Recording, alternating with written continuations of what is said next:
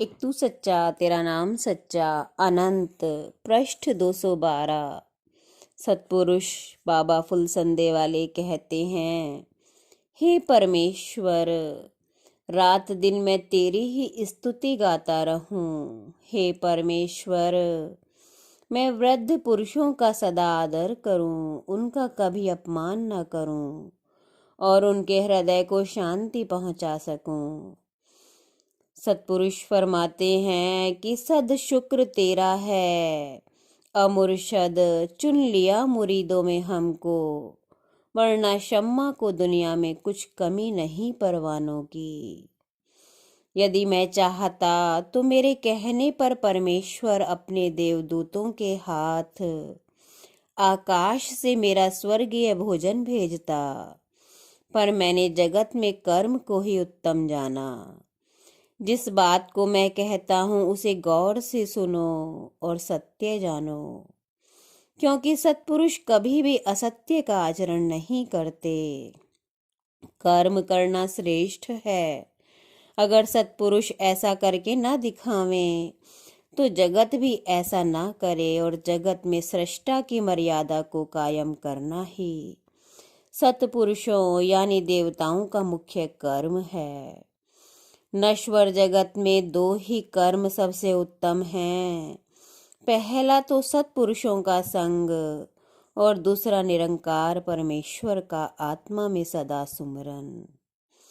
मैं तुमसे सत्य कहता हूँ कि परमेश्वर ने अपने आकाश से मेरे वास्ते अनंत दौलत उतारी है, और वो दौलत इतनी थी कि कितनी ही सल्तनतें और साम्राज्य उसमें समा सकते थे, पर मैंने उसकी सेवकाई में असीम धन को स्वीकार न किया, क्योंकि मैंने गरीबी और मोहताजी और सूखे एक टुकड़े को बेहतर समझा, और ये भी जाना कि जिस पे वो सच्चा परमेश्वर मेहर करता है उसे अपनी रोशनी मोहब्बत बख्शता है।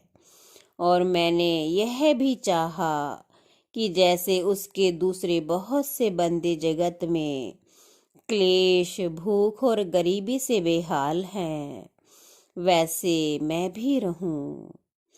जचता नहीं नजरों में यहाँ खिल्लते सुल्तानी, कमली में मगन अपनी रहता है गदा तेरा। देवताओं ने मेरे सिर पर परमेश्वर की मोहब्बत का मुकुट रखा, पर मैंने उस मुकुट को अलोप रहने दिया। मैंने जगत में दिखावा नहीं किया, सो तुम भी ना करना। ये दुनिया और इसमें रहने वाले सभी एक रोज इस जमीन से उठा लिए जावेंगे।